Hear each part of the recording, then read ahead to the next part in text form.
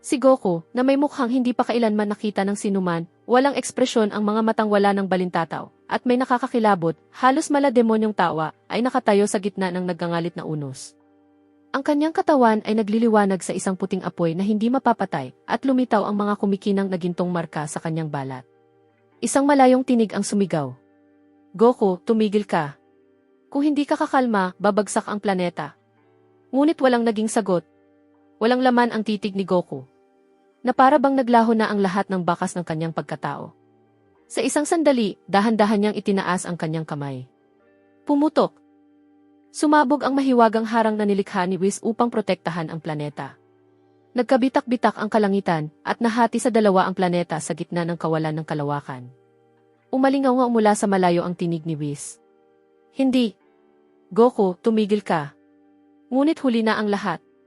Nilamon ng napakalakas na enerhiya ang lahat ng nasa paligid nila. Sa isang iglap, lumitaw si Whis sa gitna ng kaguluhan. Iniunat niya ang kanyang nagliliwanag na tungkod, binalot si Bardock, na nakahando sa isalupa, ng isang aura ng enerhiya, at agad siyang inilipat sa loob ng isang lumulutang na mahiwagang kubo na tumago sa nagangalit na unos at lumipad sa bilis na lampas sa imahinasyon. Sa loob nito, nakahiga si Bardock sa sahig ng kubo, magaspang at mabigat ang kanyang paghinga. Naupo si Whis sa harap niya at marahang ipinadaan ang kanyang tungkod sa katawan ni Bardock upang pagalingin ang kanyang mga sugat. Galit na galit si Bardock habang tumutulo ang kanyang mga luha. Ano? Nasaan ako? Whis? Taksil ka. Papatayin kita. Malungkot na tumingin si Whis sa kanya, bakas ang matinding panghihinayang sa kanyang mukha. Kumalma ka, Bardock. Ginawa ko ito para sa ating lahat. Natigilan si Bardock, litong-lito. Mabilis na ipinaliwanag ni Whis ang lahat ng nangyari, ngunit tumanggi si Bardock na paniwalaan ito. Bakit mo ginawa ito, Whis? Ginising mo ang isang halimaw sa loob ng anak ko. Tuluyan na siyang nawalan ng kontrol. Sa pilit at mabigat na tinig, puno ng pagsisisi ang mukha ni Whis habang nagsasalita. Paumanhin, Bardock. Wala na akong ibang pagpipilian. Kung hindi natin siya gigisingin ngayon, wala tayong magiging pag-asa laban sa darating. Piliting tumayo si Bardock sa kabila ng sakit. Ang darating. Ang dakilang pari ba ang tinutukoy mo? Dahan-dahang tumango si Whis at ang kanyang mga mata ay kumikislap sa mahinang liwanag. Tama. Nararamdaman na niya ito. Ang harang na nagtago sa ating enerhiya ay nagsisimula ng maglaho. Maglalaho rin iyon sa loob lamang ng ilang sandali kahit hindi pa ito winawasak ni Goku. At ngayon, alam na niya kung nasaan tayo. Natahimik si Bardock ng ilang sandali, saka ikinuyom ang kanyang kamao hanggang sa tumulo ang dugo mula rito. At si Goku. Mag-isa niyang haharapin sila? Lumingon si Whis sa malinaw na salamin kung saan makikita ang nagkakahiwalay na mga bahagi ng wasak na planeta na palutang-lutang sa kadiliman ng kalawakan. Alam ko, Bardock. Alam ko. Ngunit wala na tayong oras. Kailangan nating magtipon ng mga kakampi bago magsimula ang tunay na digmaan. Napasigaw si Bardock. Anong digmaan? Sino ang posibleng makatayo laban sa dakilang pari at kay Zeno? Mahina ang tinig ni Whis, halos isang bulong lamang. Ang paparating na digmaan ay hindi lamang magiging laban ng mga pinuno. Masyadong mabilis ang pag-unlad ng kapangyarihan ng mga saiyan. Alam nilang mabuti na hindi ubra ang pagpapahirap sa inyong dalawa. Kahit pamapatay nila kayo, hindi pa rin matatapos ang lahat. Huminto si Whis sandali at huminga ng malalim na para bang inaayos niya ang kanyang mga iniisip bago muling nagsalita. Sabihin mo sa akin, Bardock. Narinig mo na ba ang tungkol sa tagapagtatag ng mga saiyan? Mapanuyang sumagot si Bardock. Ano? Hindi ko pa narinig iyan kailanman. Mayroon ba talagang tinatawag na tagapagtatag ng mga saiyan? Hindi ba mga alamat lamang iyan? Tumingin si Whis sa kanya ng matalim bago sumagot. Hindi. Wala pang sinumang nakakita sa kanya. Ngunit maging ang mga nilalang na katulad ko ay natatakot na banggitin man lamang ang kanyang pangalan. Ang kapangyarihang pinakawalan ni Goku. Maaaring nabasag nito ang selyong inilagay sa mga batas ng paglikha mula pa noong pagsilang ng mga universo. At maaaring iyon ang gumising sa kanya mula sa kanyang mahabang pagkakatulog. Iyon lamang ang alam ko. Hindi ko alam ang kanyang anyo. Hindi ko alam ang kanyang lakas. At wala rin akong ibang nalalaman tungkol sa kanya. Walang sinuman ang nakaalam. Sa kailaliman ng makalangit na palasyo, isang kahariang tanging ang mga nilalang na namamahala sa mga daigdig ang maaaring pasukin, nagtipon ang konseho. Ang dakilang bulwagan ay kumikislap sa bughaw na diwa ng enerhiya, at maging ang mismong hangin ay tila umaalingaw-ngaw na parang isang banal na himig ng pagkamangha. Nakatayo ang dakilang pari sa mataas na bahagi ng kapulungan. Ang kanyang tinig, kasing lamig ng kamatayan, ay pumutol sa katahimikan. Lumampas na sila sa hangganan. Si Goku at ang kanyang amang si Bardock, kasama si Whis. Hindi na iginagalang ang mga batas ng mga universo. Ano ang inyong mungkahi? Tumayo si Likir ng malamig ang ekspresyon. Iminumungkahi kong lipulin natin silang dalawa agad. Ang mga sa iyan ay natututo lamang sa pamamagitan ng kamatayan, at sa pagkakataong ito, hindi tayo dapat magpakita ng kahit kaunting awa. Pagkatapos ay nagsalita si Sidra na may nakapanghihilakbot ng ngiti. Hindi sapat ang pagpatay sa kanila. Kapag namatay sila, maaari silang bumalik na mas malakas sa pamamagitan ng siklo ng kosmikong enerhiya. Iminumungkahi ko ang walang hanggang kulungan ng impyerno, kung saan binubura ang mga alaala at hinihiwalay ang kaluluwa sa katawan. Ngunit bago pa makasagot ang sinuman, ang matalim na tinig ni Beerus ay humiwa sa katahimikan na parang naglalagablab na talim. Walang hanggang impyerno. Kahangalan. Sinumang naniniwalang mapipigilan niyan si Goku ay isang hangal. Lahat ng mata ay napalingon sa kanya. Nagpatuloy siya, puno ng galit at tensyon ang kanyang tinig. Ang mga sa iyan ay umuunlad sa pamamagitan ng pagharap sa imposible. Kahit ikulong siya sa impyerno, maaari siyang muling bumangon na may kapangyarihang wala ni isa man sa atin ang kayang kontrolin.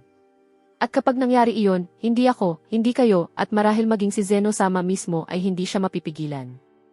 Isang nakapanghihilakbot na katahimikan ang bumalot sa bulwagan. Ibinaling ng dakilang pari ang kanyang tingin kay Beerus, at isang bahagyang ngiti ang sumilay sa kanyang mga labi. Amoy takot ang iyong mga salita, Beerus. Natatakot ka ba sa sarili mong mag-aaral? Kinagat ni Beerus ang kanyang labi at hindi nagsalita. Pagkatapos, isang mahinahon at pambabaing tinig ang narinig mula sa mga upuan sa likuran. Si Vados iyon, kapatid ni Whis at tagapaglingkod ng Diyos ng pagkasira ng Universo 6. Mayroon akong isang mungkahi. Lahat ay napalingon sa kanya. Maging ang hangin ay tila nanginig at kahit ang ibang mga tagapaglingkod ay tumingin sa kanya nang may pagkabalisa. Maingat na nagkumpas ang dakilang pari. Lumapit ka, Vados. Sabihin mo ang iyong iniisip. Bahagya siyang umiti at nagsalita. Hindi natin siya papatayin. Hindi rin natin siya ipapadala sa impyerno. Sa halip, ipapadala natin siya sa walang hanggang madilim na kastilyo. Ang katahimikang sumunod ay mas nakabibinging pakinggan kaysa kulog. Nanginig ang lahat ng naroroon sa bulwagan. May ilan na napaatras. May iba namang tila gustong umalis dahil sa takot. Maging si Zeno, mula sa kanyang palasyo, ay natigilan habang pinagmamasdan ang mga pangyayari. Ang walang hanggang madilim na kastilyo. Isang ipinagbabawal na lugar mula pa noong pagsilang ng mga universo. Isang bilangguang lampas sa realidad, kung saan walang oras, walang liwanag, tanging ganap na kawalan at walang hanggang kadiliman lamang. Ang lahat ng pumasok doon ay hindi na muling nabanggit kailanman. Sinasabi ng mga alamat na may kung anong umiira sa loob nito, hindi nilalang, hindi rin demonyo. Isang bagay na nag-udyok sa sinumang makapasok na magmakaawa para sa kamatayan. Dahan-dahang iminulat ng dakilang pari ang kanyang mga mata. Isang nakatatakot na ekspresyon ang kumalat sa kanyang mukha, at pagkatapos ay mahina siyang natawa. Isang tawang nagpagimbal sa buong bulwagan. Napakaganda ng mungkahi, Vados. Bihirang talino mula sa aking munting anak. Nagliliyab ang kanyang mga mata sa isang madilim na liwanag na parang nagbabagang-baga habang nagsasalita siya. Tama! Ang walang hanggang madilim na kastilyo. Isang lugar na kahit ako ay hindi nangangahas na pasukin. Kapag ipinadala roon si Goku, hindi na siya kailanman makababalik. Mahinang bumulong si Beerus sa sarili niya, halos hindi marinig ang kanyang tinig. Kabaliwan ito. Hahatakin nila tayong lahat patungo sa ating katapusan. Ngunit wala nang pakialam ang dakilang pari. Itinaas niya ang kanyang kamay at isang makapangyarihang tinig ang umalinggaw sa lahat ng 12 universo. Mula sa sandaling ito, ipinahahayag ko ang pagsisimula ng digmaan. Ang layunin, lipulin sina Goku at Bardock, bago ang orihinal na instinct ay maging isang kapangyarihang makapagbabanta maging sa mismong trono. Sumabog ang dakilang bulwagan sa mga sigaw ng pagsang-ayon at matinding sigasig. Nagsimulang maghanda ang mga anghel at ang mga Diyos ng pagkasira para sa nalalapit na labanan. Samantala, sa kabilang panig ng universo, nababalot ang daigdig ng isang kakaibang enerhiya mula pa nang bumagsak ang hindi kilalang planeta. Mabagal na umiikot ang mga ulap at paminsan-minsang nanginginig ang lupa ng walang malinaw na dahilan. Sa isang malayong bundok, mag-isang nakatayo si Vegeta, habang tumutulo ang pawis mula sa kanyang noo. Ang kanyang galit na tinig ay umalingaw-ngao sa pagitan ng mga bato. Sa isang suntok lamang, nilipol niya ang tuktok ng bundok at sumigaw habang hinihingal. Lintik! Maging si Bardock ay naabot iyon. Siya rin. Si Goku, ang kanyang ama, lahat sila ay nilalampasan ako. Bakit ako? Ako ang prinsipe ng mga saiyan. Ako ang dapat na unang makarating sa tuktok. Sa mababa at nanginginig na tinig, nagpatuloy si Vegeta. Isinakripisyo ko na ang lahat. Nakipaglaban ako hanggang kamatayan ng hindi mabilang na beses. Ngunit sa tuwing mangyayari iyon, siya pa rin ang umaangat ng higit sa lahat. Bigla siyang nakarinig ng isang tinig mula sa kanyang likuran. Kalmado ito, ngunit puno ng isang karangalang hindi maipaliwanag. Kumalma ka, Vegeta. Karapat-dapat ka rito. Ngunit hinahanap mo ito sa maling lugar. Mabilis na lumingon si Vegeta, handang lumaban anumang oras. Ngunit nang makita niya kung sino ang nagsalita, natigilan siya ng ilang sandali. Sa kanyang harapan ay nakatayo ang isang figurang kilalang-kilala niya. Napapalibutan ito ng isang malinaw na aura at maihawak na mahabang tungkod sa kanyang mga kamay.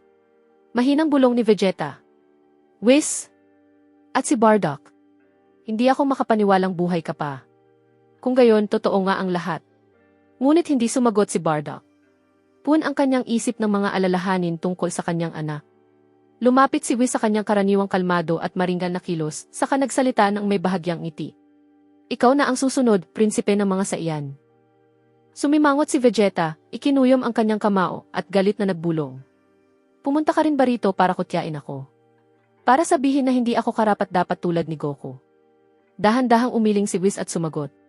Kabaligtaran. Ikaw ang pinakamalapit sa kanilang lahat. Ngunit hinahanap mo ang instinct sa pamamagitan ng puwersa, hindi sa pamamagitan ng kaliwanagan. Ang instinct ay hindi galit.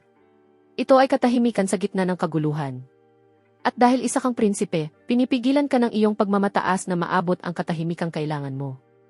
Pagkatapos ay nagpatuloy siya sa matatag ngunit seryosong tinig. Hindi ito pakiusap.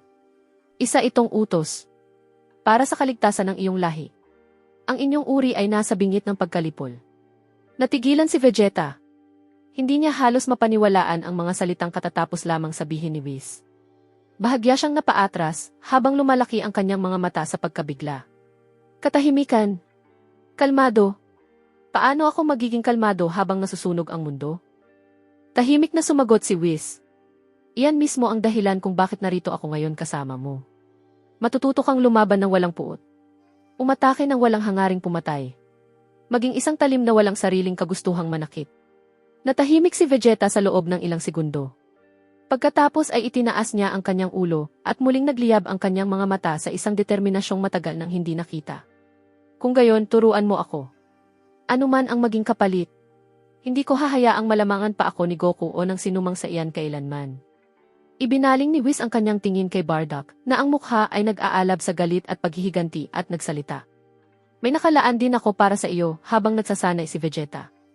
Samantala, habang tinatalakay ng dakilang pari at ng iba pa ang nakapangingilabot na plano ni Vados, bumalot ang mabigat na katahimikan sa banal na palasyo na para bang tumigil sa pag-ikot ang mismong oras. Pagkatapos, isang itim na anino ang biglang lumitaw sa gitna ng kapulungan. Mabagal itong gumalaw, walang anumang tunog. Hindi makita ang mga katangian nito na para bang umiiral ito sa pagitan ng pag-iral at kawalan. Walang nakaramdam ng pagdating nito. Walang nakapansin sa presensya nito. Gayunman, naroon ito. Nakikinig sa bawat salitang binibigkas. Isang multong naghihintay sa sandali ng pagsabog. Si Beerus, na may malamig na ngiti sa kanyang mukha, ay mapanuyang nagsalita. Kung gayon, iyan pala ang paraan upang maalis natin silang dalawa. Isang planong halos perpekto ang pagkakagawa. At si Whis naman, palagay ko ay nagtaksil na rin siya sa atin. Hindi na siya karapat-dapat na maibalik bilang isang tagapaglingkod. Ngunit sa mismong sandaling mabanggit niya ang pangalan ni Whis, nagbago ang mismong hangin sa paligid. Marahas na nanginig ang itim na anino. Niyanig ang buong bulwagan na para bang may isang bagay na matagal nang natutulog sa kailaliman nito ang biglang nagising mula sa sinaunang pagkakahimbing. Sa isang iglap, may naramdaman si Beerus sa kanyang likuran. Isang bagay na napaka-nakakatakot kaya't gumapang ang kilabot sa kanyang balat. Pamilyar ang enerhiyang iyon, ngunit hindi niya pa kailanman naramdaman na ganoon ito kadalisay, kalamig, at puno ng matinding puot. Hindi man lamang siya nakalingon.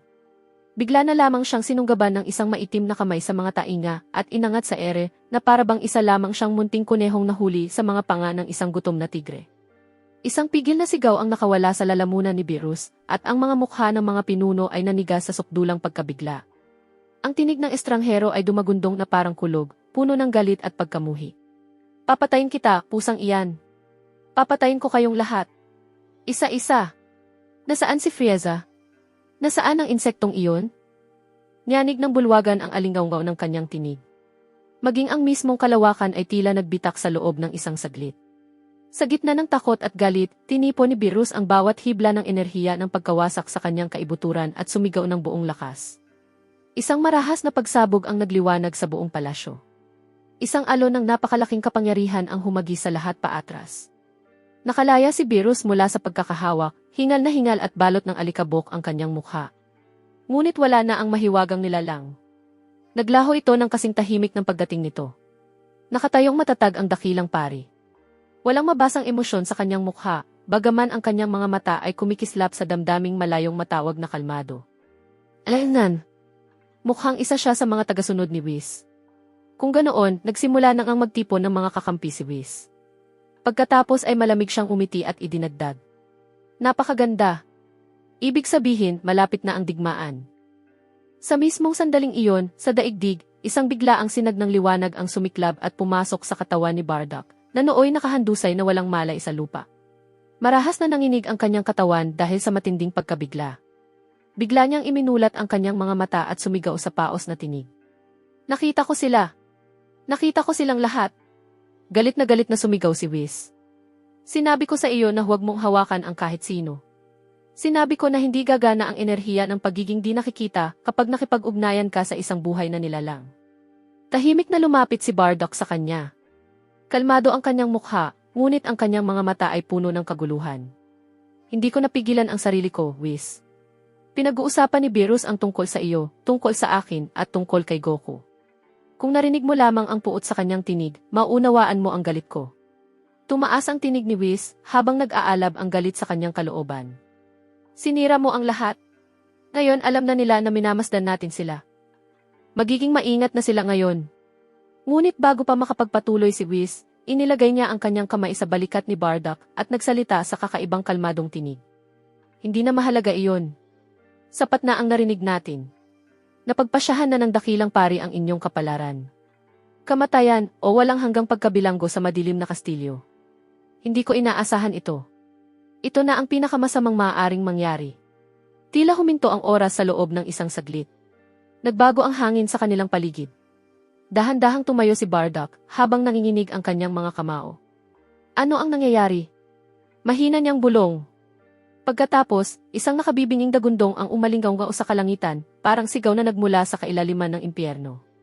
Sa malayong lugar, sa planetang Vegeta, sumabog ang isang marahas na pagbugso ng enerhiya. Nagsimulang magliwanag ang katawan ni Vegeta sa isang maningning na pilak na aura na maihalong bughaw na kidlat. Ang kanyang mga mata ay nagningning na parang malawak na karagatan sa ilalim ng kalangitang hating gabi. Naabot na niya ang Ultra Instinct, perpektong anyo, antas 2. Ang kanyang kapangyarihan ay kumikislap sa banal na kidlat. Maging si Bardock ay hindi pa kailanman nakaabot sa gayong kalagayan. Bahagyang umiti si Whis. Mukhang may isa na namang sumanib sa ating panig, Bardock. Samantala, sa nakatagong planeta, bumuhos mula sa kalangitan ang mga liwanag na tila mga bulalakaw at bumagsak sa wasak na ibabaw ng daigdig, malapit sa kinaroroonan ni Goku. Dumating na ang lahat ng mga Diyos ng pagkasira at ang kanilang mga tagapaglingkod. Naroon sila upang hulihin siya.